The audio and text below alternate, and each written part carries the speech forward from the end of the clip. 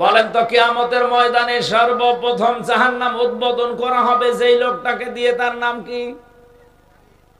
হ্যাঁ, কাবিল। ও মানুষ হত্যা করেছে সর্বপ্রথম এই দুনিয়ায়।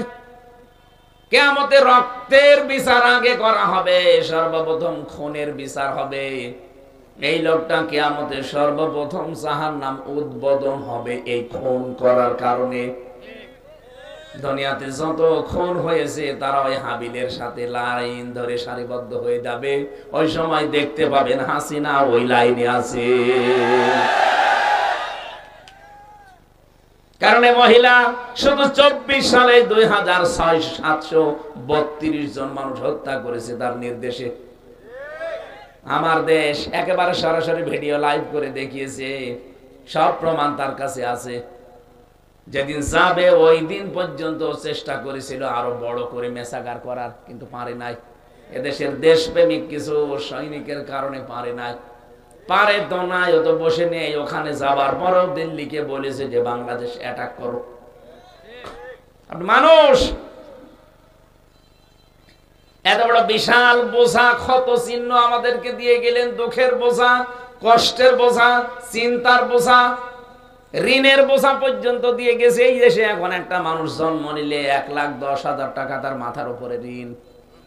এত বড় বিশাল বোঝাগুলো দিয়ে আপনি ক্ষান্ত হননি। 14টা ব্যাগ নিয়ে চলে গেলেন। আপনি তো কিয়ামত পর্যন্ত বাঁচলে অসুবিধা নেই, সবগুলো খেতে পারবেন, কিন্তু আমাদেরকে কি কোন জায়গায় রাখলেন?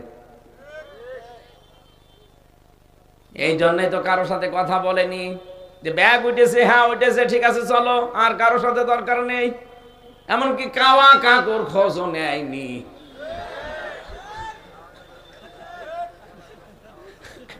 কাওয়া কাকু সারাটা জীবন আমার মনে হয় যে অবস্থা হয়েছিল, কঙ্কাল হয়ে গিয়েছিল, আজরাইলকে দেখে আল্লাহ আবার ফেরত দিয়েছে, তার খোঁজও নিলেন না।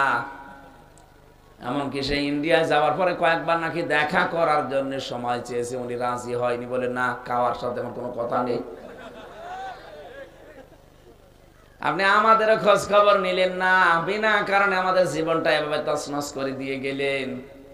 আপনার কারণে শুধু আমার মামলা 3 বছর জামিন হয়নি, অথচ যে মামলা দিয়েছিল ওটা যদি রায়ও হয়ে যেত আমার 3 মাসের বেশি জেল হয় না। কারণ আমি সন্দেহমূলক আসামি। আমার বক্তব্য শুনে নাকি একজন উদ্বুদ্ধ হয়ে সংসদ ভাঙতে গেছি, এই আমার নাম বলিস তাই। সে পাগল এখনো ছেলে, সিরাজগঞ্জে বাড়ি। আমি মামলার হাজিরা দিতে গিয়ে দেখি আমার সামনে, তুই আমারে চিনিস? বলছে না। কোন কারণে আমার নাম বলতে গেলি? বলছে হুজুর ওরা আমারে শিখিয়ে দিয়েছে যে আমির হামজার নাম বলবা যে তার ওয়াজ শুনে আমি সংসদ ভাঙতে এসেছি, তাহলে হুজুরকে আমরা ধরবো। এই মামলা আমার পক্ষে যারা দাঁড়িয়েছিল বাংলাদেশ জামাত ইসলামী আইনজীবী মোহাম্মদ শিশির মনির, এত বড় আইনজীবী বাংলাদেশে আর কয়জন আছে? সে দাঁড়িয়েছে, তারপরও বিচারপতি বলছে না আমার কিছু করার নেই, আমার হাত বাঁধা। অথচ আগস্টের 5 তারিখের পরে মামলা তুলতে দেরি, একেবারে পুরাটা খালাস করে দিয়েছে। জিজ্ঞাসা করতে গেলাম যে মাননীয় আদালত, এটা তো 3 বছর আপনার কাছে ছিল, তখন তো কিছু বললেন না। বললেন না এ মামলার কোনো রায় নেই, আর এখন বলছেন যে মামলার কোনো মাল নেই, কি দেখে বিচার করবো?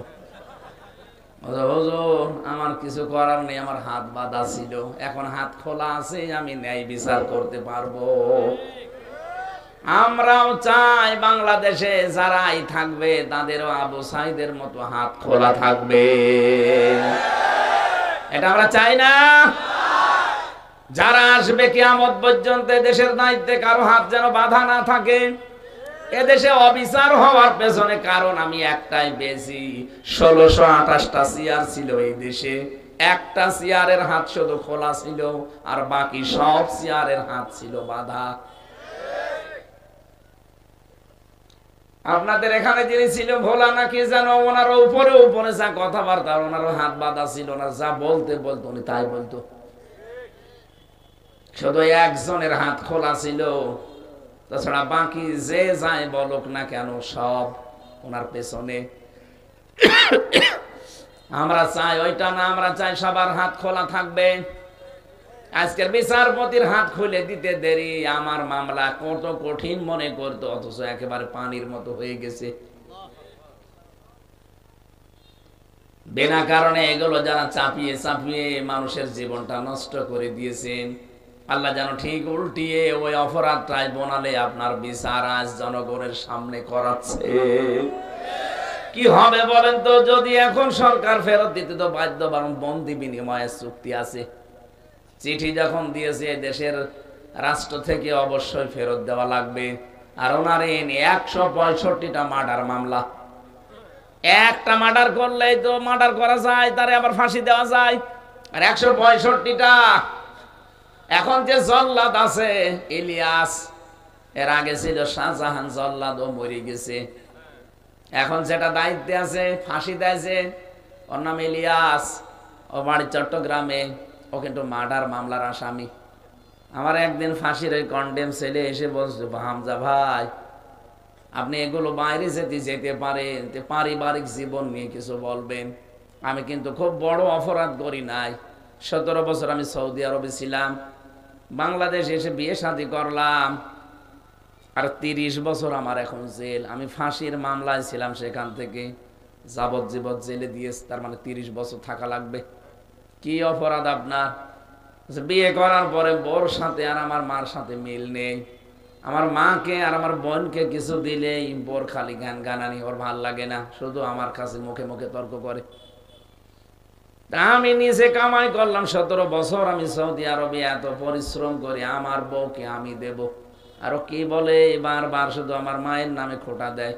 পরে সংশোধন করার জন্য একটা থাপ্পড় দিলাম, ও ছাতা মরিয়ে গেছে। হ্যাঁ, একটা থাপ্পড় দিয়েছিলাম, ও দেখি ছাতা নেই, মরে গেছে। সেই মুসা নবীর মতো ফেরাউনের বাবরসিকে সংশোধনের জন্য একটা থাপ্পড় দিয়েছিল, ও ছাতা মরে গেছে। কারণ বাবা মা মামলা দিয়েছে, মার্ডার মামলা। এখন আমি 30 বছর জেল খাটছি। আমার সরকার দায়িত্ব দিয়েছে জেলখানার কর্তৃপক্ষ যে মানুষকে ফাঁসি দিবা। আমি বের হওয়ার কয়েকদিন আগেও একজনকে দেখলাম আমার সামনে ফাঁসি দিল। ওই লোকটাই, উনি মেন দায়িত্বে ছিল ওই সময়। তো বলেন তো, এই লোকটার অপরাধ খুব বড় না? সংশোধনের জন্য একটা থাপ্পড় দিয়ে সারাটা জীবন এখন তার ওই 4 দেওয়ালের মাঝে মানুষের লাথি গোতা খেয়ে কাটার লাগছে। ও ভাইরা, বড় আফসোস নিয়ে কথাগুলো বের হচ্ছে আমার মুখ দিয়ে। আমি আপনাদের জন্য বড় শঙ্কিত আছি। কি করলেন জীবনে? 41 সাল টার্গেট দিয়েছিলেন, 41 না 71 সাল পর্যন্ত আপনি থাকতেন, কি হতো? তারপর তো মরা লাগতো। বলেন না কেন? কি করতেন মরে গেলে? কারণ জালেম যারা, এরা আল্লাহর মামলার আসামি। ইন্নামাস সাবিলু আলাল্লাযিনা ইয়াযলিমুনান নাস। অবশ্যই আমি আল্লাহ নিজে মামলা দেব যারা এই দুনিয়ায় মানুষের উপরে জুলুম করে। ইয়াজলিমুনা, এটা মোজারে, বর্তমান ভবিষ্যৎ, প্রেজেন্ট ফিউচার। আল্লাহ ইয়াজলিমুন আল মুসলিমুনা দেয়নি যে মুসলমানদের উপরে যারা জুলুম করে, আল্লাহ দিয়েছেন ইয়াজলিমুনান নাস। হিন্দু কি মানুষ না? কথা বলে না কেন? হিন্দুরাও তো ছাড় পেল না আপনাদের কাছ থেকে। বিশ্বজিৎ একটা হিন্দু ছেলে, সে বারবার কিন্তু বলেছিল, ওই মামলার প্রধান আসামি আমার সাথে ছিল জেলে, শাওন। হুজুর বারবার আমারে বলছিল, রাতের বেলা তো কথা বলতাম, বারবার আমারে বলছিল যে ভাই আমি কিন্তু জামাত শিবির না, আমি মুসলমানই না, বিশ্বাস না হলে আপনার কাপড় খুলে দেখেন। তারপর ওরে ছাড়ি নাই, রামদা দিয়ে কোপাতে কোপাতে ওরে জায়গায় শেষ করে দিয়েছি। কিন্তু আমি কি করলাম? আমার এখন আফসোস লাগে, আমার 30 বছর এখন জেল। আমি ফাঁসির আসামি ছিলাম, ওখান থেকে বেঁচে গেছি, কিন্তু 30 বছর আমার জেল খাটা লাগবে। আমার বাড়ি থেকে মা বাবার খোঁজ নেয় না, তারা আমারে ঘৃণা করে। দলের জন্য যা করলাম, যার কথা মতো, তারা আবার খোঁজ নেয় না। আমার জীবনটা এখন নরক হয়ে গেছে। এখান থেকে তো শিক্ষা নেওয়া যায়, যদি একবার আটক হয়ে পড়েন আপনার জন্য কিন্তু কেউ খোঁজ নেবে না। আপনি তার একামতে দিনের কর্মী না, খাদেম না, একামতে দিনের জন্য কিছু করেন না।